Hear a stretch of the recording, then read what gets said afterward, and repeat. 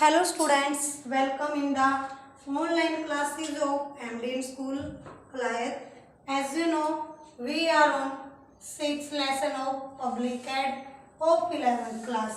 आज हम 11th class का पब्लिक एड का 6th लेसन पढ़ेंगे। लेसन का नाम है संगठन के आधार एवं सिद्धांत। इसमें हम क्या है जो समन्वय के रूप या प्रकार है उसके विषय में पढ़ेंगे। आइए विस्तार से पढ़ें। सबसे पहले क्या है लंब रूप समन्वय। लंब रूप समन्वय से हमारा अर्थ है समन्वय के उस रूप से है जो संगठन की इकाई के विभिन्न सत्रों के बीच स्थापित किया जाता है। मतलब क्या है जो लंब रूप समन्वय है वो क्या है जो संगठन के अंदर मतलब एक इकाई के अंदर क्या है जो विभिन्न स्तर होते हैं उनके बीच में क्या है समन्वय स्थापित किया जाता है यानी तालमेल। उदाहरण के लिए एक संगठन के निदेशक, उप निदेशक, निरीक्षक एवं ऐसे ही अन्य अधीनस्थों के मध्य स्थित समन्वय को लिया जाता है।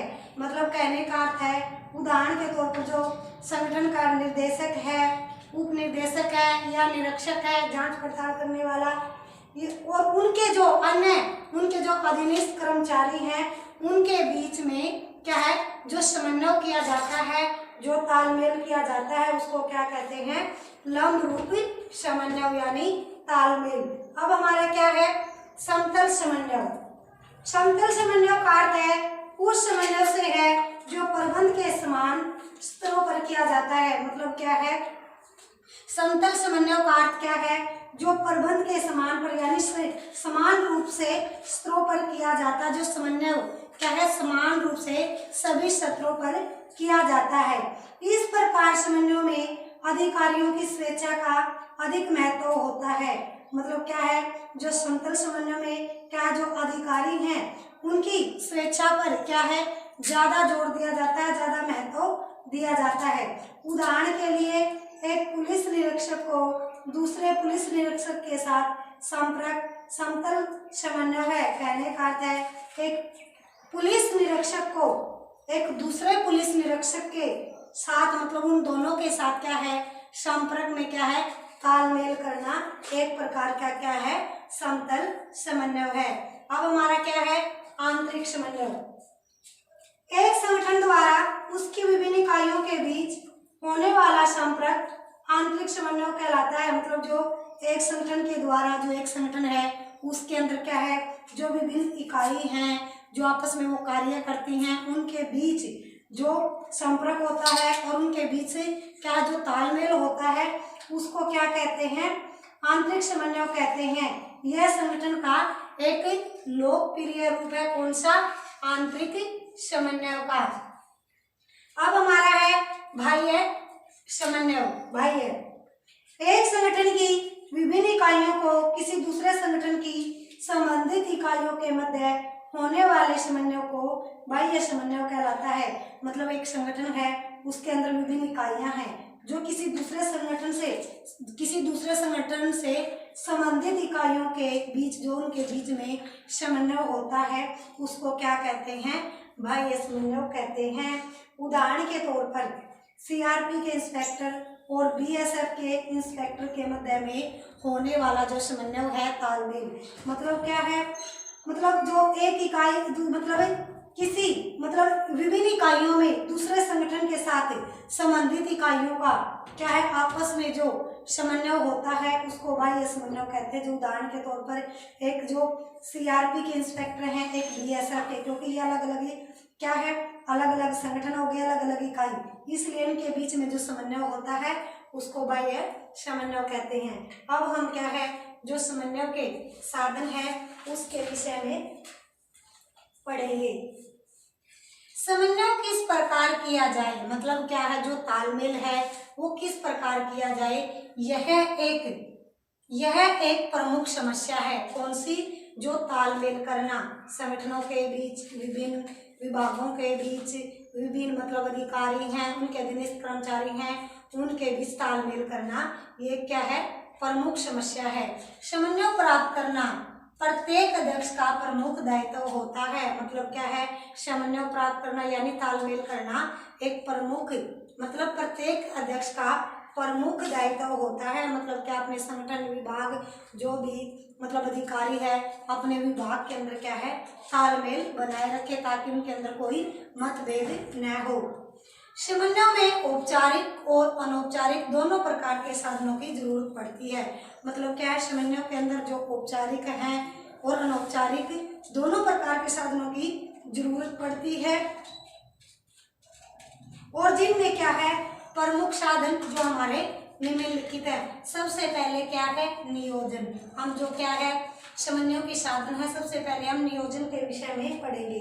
नियोजन में संभावित कष्टों और बाधाओं पर पहले ही विचार कर लिया जाता है। कहने का अर्थ है, संगठन के अंदर जो हमारा लक्ष्य होता है, हम लक्ष्य पूरा करने के लिए हम पहले क्या है, योजना बना लेते हैं। और योजना बनाते समय जो भी कष्ट या जो बाधाएं आती हैं लक्ष्य को पूरा करने के लिए, हम उन पर क्या है, विचार करते हैं। और जो लक्ष्य को पूरा करने के लिए जो कठिनाइयाँ आती हैं, उन कठिनाइयों को क्या है, हम पहले ही दूर कर लेते हैं। यानी योजना बनाते समय जो कठिनाइयाँ आती हैं और उन्हें दूर करने के लिए विभिन्न उपाय पहले ही सोच लिए जाते हैं। जो मैंने पहले बताया, मतलब क्या, लक्ष्यों को प्राप्त करने के लिए हम जो पहले योजना बनाते हैं और जो कठिनाई जो समस्याएं आती हैं, हम उन समस्याओं का पहले ही सोच लेते हैं। मतलब इन समस्याओं से को कैसे दूर किया जाए।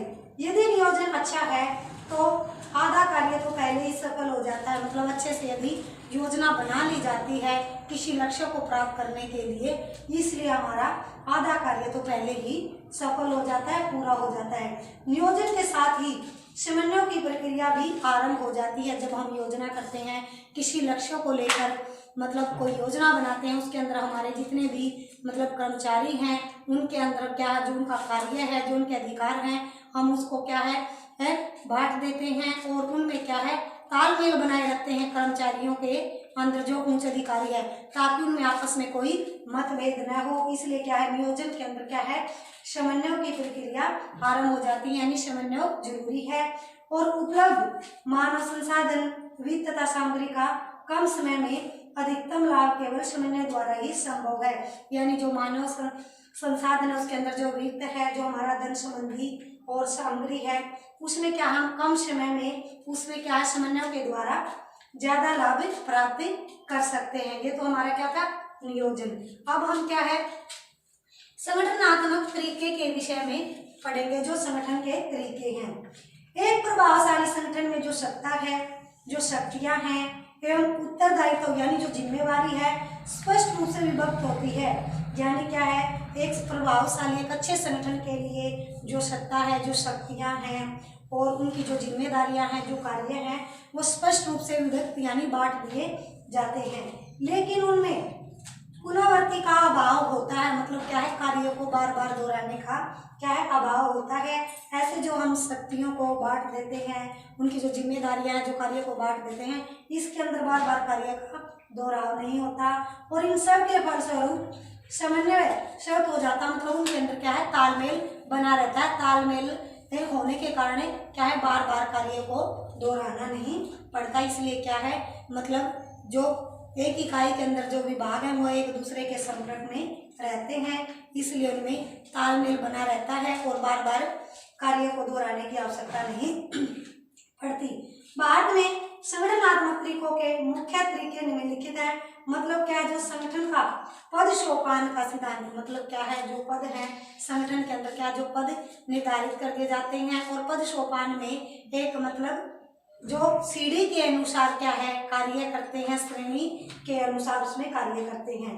और सम्मेलन राज्यपालों, मुख्यमंत्रियों और अन्य अधिकारियों के जो सम्मेलन होते हैं, उसमें आपस में क्या विचार विमर्श करते हैं, जो उनका कार्य है, उसमें जो अधिकार है उसके अनुसार कार्य करते हैं। उनके अंदर क्या है, तालमेल बना रहता है। समितियां, मंत्रिमंडलीय या अधिकारियों की जो समितियां हैं क्या है, ये भी एक संगठन के तरीके हैं। और अंतर विभागीय समितियां और संबंधित विभागों के जो सामान्य समितियां हैं और कर्मचारी और सरकार के सामान्य संगठन कटीले या परिषद, ये सब क्या है, संगठनात्मक के तरीके हैं। और जो नीति आयोग, राष्ट्रीय विकास परिषद, मंत्रिमंडल, मंडलीय सचिवालय, प्रधानमंत्री कार्यालय, जिला स्तर पर उपयुक्त, ये सब क्या है संगठनात्मक के तरीके हैं। अब हम क्या है जो प्रक्रियाओं का सत्रीकरण, अब क्या हम जो प्रक्रियाओं का सत्रीकरण है वो प्रशासन के विभिन्न विभागों द्वारा प्रदान की गई सेवाओं एवं वस्तुओं का स्त्रीकरण किया जाता है। मतलब क्या जो प्रशासन के अंदर जो विभिन्न विभाग हैं उनके द्वारा जो सेवाएं और जो वस्तुएं दी गई हैं उनका क्या स्त्रीकरण किया जाता है, और जिसके कारण उनका जो मूल्यांकन है वो संभव हो जाता है। किसके कारण? प्रक्रियाओं के स्त्रीकरण के कारण। और प्रक्रियाओं का प्रमाणीकरण से उनके बारे में जो भ्रांतियां हैं, जो भ्रम है वो पैदा नहीं होता। और नियमावली और विनियम प्रक्रियाओं के अच्छे उदाहरण है, मतलब नियम के अनुसार इसके अंदर क्या है कार्य किए जाते हैं, और इसके अंदर जो सेवाएं दी जाती हैं, जो वस्तुएं दी जाती हैं वो प्रशासन के विभिन्न विभागों द्वारा प्रदान की जाती है। अब हम हमारा क्या है गृहपालन एजेंसियां के विषय में पढ़ेंगे। गृहपालन एजेंसियां प्रशासन से के अन्य संगठनों के लिए आवश्यक मतलब जरूरी सामान्य सेवाएं प्रदान करती हैं। जो गृहपालन एजेंसियां हैं वो प्रशासन के लिए जो संगठन के अंदर क्या है एक आवश्यक यानी जरूरी सामान्य सेवाएं प्रदान करती हैं। प्रशासन में गृहपालन सेवाएं प्रायपूर्ति, भंडार गृह, छपाई, डाक, परिवहन, खाद्य तथा दूरभाषा के अंतर्गत आती है। मतलब जो गृहपालन के एजेंसियों के अंदर क्या क्या आती हैं, जैसे भंडार गृह, छपाई, डाक विभाग, परिवहन विभाग, खाद्य विभाग तथा दूरभाषा विभाग, ये सब क्या है गृहपालन एजेंसियों के अंतर्गत आते हैं। ये सेवाएं सभी विभागों के बीच क्या है आपस में समन्वय स्थापित करती हैं, तालमेल स्थापित करती हैं। इसके अंदर जो ये सभी विभाग हैं इनके अंदर आपस में एक दूसरे के संपर्क में रहते हैं और एक दूसरे के बीच क्या है ये तालमेल बना रहता है। इस प्रकार की एजेंसियों के उदाहरण हैं जैसे पूर्ति महानिदेशालय, केंद्रीय लोक निर्माण विभाग, टेलीफोन तार विभाग, महालेखा परीक्षक, संघ लोक सेवा आयोग तथा सामान्य प्रशासन विभाग, सब क्या है ये एजेंसियों के उदाहरण हैं। इसलिए क्या है इनमें आपस में तालमेल बना रहता है। वित्त मंत्रालय, अब हम क्या है वित्त मंत्रालय के विषय में पढ़ेंगे। वित्त मंत्रालय एक महत्वपूर्ण समन्वयकर्ता है, यानी इनके अंदर क्या है तालमेल बना रहता है। प्रशासकीय विभाग वित्त मंत्रालय के समक्ष जो अपनी बजट संबंधी मांगे हैं प्रस्तुत करते हैं। मतलब क्या है जो प्रशासकीय विभाग हैं जो वित्त मंत्रालय की समस्या जो उनका बजट है जो बजट बनाते हैं और बजट के अनुसार क्या जो सालाना और बजट बनाते हैं उसके समस्त क्या है अपनी मांगे प्रस्तुत करते हैं। और वित्त मंत्रालय इन सभी मांगों के प्रति समन्वयकारी दृष्टिकोण अपनाता है। मतलब इनके अंदर क्या है जो तालमेल वाली जो पद्धति है वो अपनाता है। और बजट वित्त मंत्रालय के हाथों में एक ऐसा माध्यम है जिससे भिन्न भिन्न प्रशासकीय मंत्रालयों विभागों के वित्तीय दावों में समन्वय स्थापित किया जाता है। मतलब जो बजट वित्त मंत्रालय है उसके हाथों एक ऐसा माध्यम है, कौन सा माध्यम, जो भिन्न भिन्न प्रशासकीय मंत्रालय है विभाग है उनके अंदर क्या है समन्वय यानी तालमेल स्थापित किया जाता है ताकि उनमें आपस में संपर्क बना रहे और क्या है एक दूसरे का के सहयोग के अनुसार कार्य करें, आपस में उनमें क्या है मतभेद न हो। अब हमारा क्या है संचार के साधन के विषय में पढ़ेंगे। संचार के साधनों द्वारा लिखित या अलिखित सूचनाओं का एक अधिकारी से दूसरे अधिकारी तक पहुंचाया जाता है। जो संचार के साधनों द्वारा जो लिखित हैं अलिखित सूचनाएं हैं वो क्या है एक अधिकारी से दूसरे अधिकारी तक पहुंचाया जाता है। अधिकारियों और कर्मचारियों के बीच लगातार संचार व्यवस्था कायम रहनी चाहिए। मतलब कहने का अर्थ है जो उच्च अधिकारी हैं और कर्मचारी हैं उनके बीच क्या है जो लगातार संचार व्यवस्था है वो कायम रहनी चाहिए। कौन सी, जो मतलब सूचनाएं हैं, मतलब एक अधिकारी से दूसरे अधिकारी तक सूचनाएं पहुंचाना ताकि वे सभी एक दूसरे के विचारों को समझ सके और जो उनके अंदर समन्वय की जो तालमेल की स्थापना के लिए आवश्यक कार्रवाई कर सके। अब हमारे क्या है, जो अनौपचारिक साधन है उसके विषय में पढ़ेंगे। प्रशासनिक क्रियाओं में समन्वय स्थापित करने के लिए अनौपचारिक साधन भी होते हैं। मतलब प्रशासन के अंदर जो कार्य करते हैं उनके अंदर क्या है, समन्वय यानी तालमेल स्थापित करने के लिए अनौपचारिक साधन भी होते हैं। ये साधन कई बार औपचारिक साधनों से अधिक प्रभावशाली बन जाते हैं। मतलब क्या है, जो अनौपचारिक साधन हैं ये कई बार क्या है, औपचारिक साधनों से अधिक प्रभावशाली बन जाते हैं, यानी जरूरी बन जाते हैं।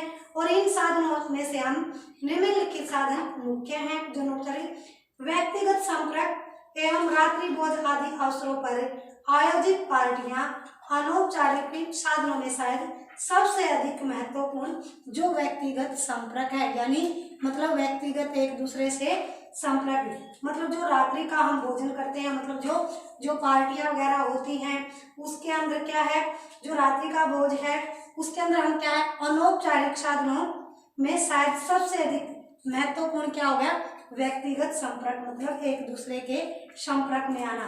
अर्थात संगठन में अनौपचारिक संबंधों का विकास। उदाहरण के लिए एक जिला कलेक्टर जिले के विभागाध्यक्षों को लिखित शासकीय आदेश देकर संबंधित उनका उतना ही सहयोग प्राप्त नहीं कर सकता जितना वह उन्हें अपने निवास स्थान पर भोजन अथवा अल्पाहार पर आमंत्रित कर सकता है।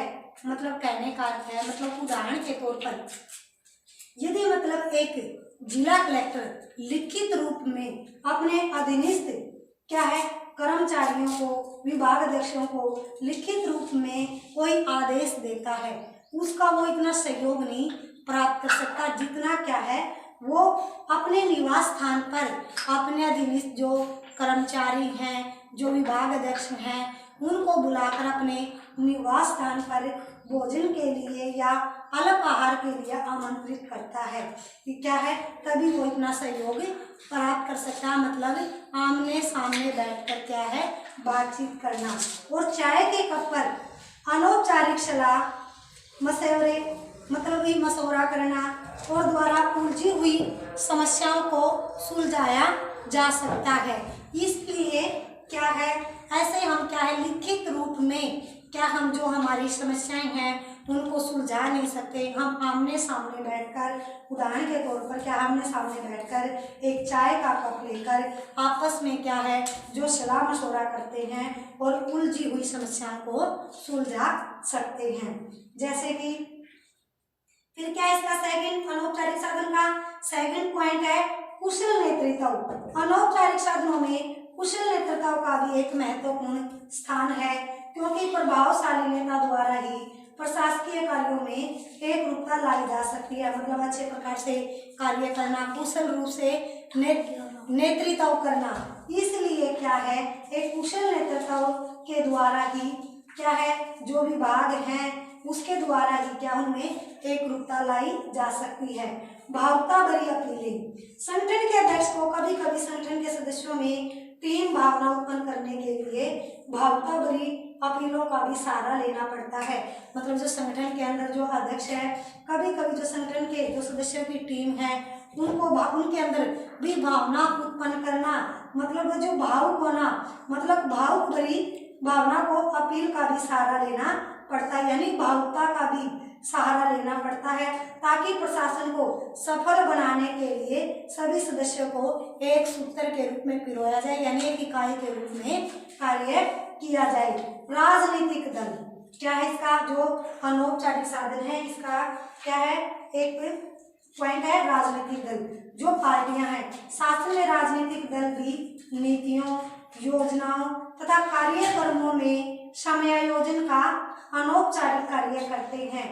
मतलब कहने का अर्थ है जो शासन के अंदर जो राजनीतिक पार्टियां हैं उनके अंदर जो नीतियां बनाई जाती हैं, जो योजना बनाए जाते हैं, जो कार्यक्रम करवाए जाते हैं, उसमें भी क्या है संयोजन यानी योजना का एक अनौपचारिक कार्य करते हैं। भारत में सन 1967 से 1970 तक, 1982 से और 1989 के बाद केंद्र राज्य विवाद क्या है उग्र हुए थे। कब? 1967 से लेकर 1970 और 1982 से 1989 तक जो केंद्र और राज्य में क्या है विवाद उग्र हो गया था, क्योंकि अनौपचारिक समन्वयकर्ता के रूप में राजनीतिक दलों की भूमिका सुलभ हो पाई थी, यानी उनके तालमेल के बजाय जो राजनीतिक जो पार्टियां हैं उनकी ज्यादा भूमिका रही थी। जब जब हमारे देश में केंद्र एवं राज्य स्तर पर एक दल सत्तारूढ़ रहा है और तब तब सारे देश की नीतियां और योजनाओं तथा कार्यक्रमों में संयोजन रहा है।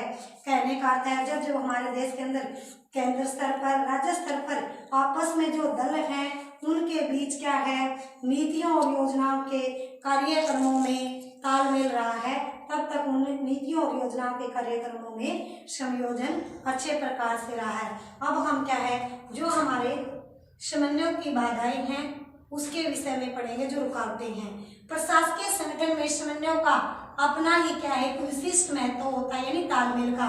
फिर भी कुछ ऐसी परिस्थितियां हैं जो समन्वय के सुगम मार्ग में क्या है जो समन्वय जो तालमेल में है उसमें क्या है बाधाएं खड़ी करते हैं। संगठन एक बढ़ता आकार का समन्वय के मार्ग में सबसे बड़ी बाधा है। जो संगठन का जितना भी बड़ा रूप होगा उनके अंदर जो समन्वय के मार्ग में सबसे बड़ी बाधा है, क्योंकि उनके अंदर तालमेल करना बहुत मुश्किल है। संगठन बड़ा हो जाने से जो उसके अधीनस्थ कर्मचारियों की संख्या भी अधिक हो जाती है, मतलब है उसके नियंत्रण में रहकर जो कर्मचारी कार्य करते हैं, जिससे संचार साधनों की समस्या ज्यादा जटिल बन जाती है, मुश्किल बन जाती है और समन्वय का कार्य क्या है कठिन हो जाता है। और कई बार संगठन के अध्यक्ष में तकनीकी ज्ञान एवं प्रशासनिक कुशलता का अभाव भी क्या है जो समन्वय के रास्ते में तालमेल के रास्ते में क्या है बाधा उत्पन्न करता है। और संगठन में जो विशेषीकरण के परिणाम स्वरूप में भी समन्वय की क्या है समस्या उत्पन्न हो जाती है तालमेल की, क्योंकि संगठन में कार्यों को विशेषज्ञता के आधार पर विभाजित किए जाने पर विशेषज्ञ केवल अपने कार्य में ही क्या है लगे रहते हैं। मतलब कहने का अर्थ है यदि संगठन के अंदर कार्यों में यानी विशेष के आधार पर विशेषज्ञता के आधार पर विभाजित किया जाए तो क्या जो विशेषज्ञ अपने कार्य में ही लीन रहते हैं और उनके बीच जो समन्वय है जो तालमेल स्थापित करना भी एक क्या है समस्या बन जाती है। इसलिए क्या है ये समन्वय के बीच क्या है रुकावटें आती हैं, बाधाएं आती हैं। आज हम यहीं तक पढ़ेंगे। जो टॉपिक मैंने आपको पढ़ाया है उस टॉपिक को आप अच्छे से लर्न करोगे, कॉपी पर राइट करोगे। Thank you students, have a nice day. घर पर रहें, सुरक्षित रहें।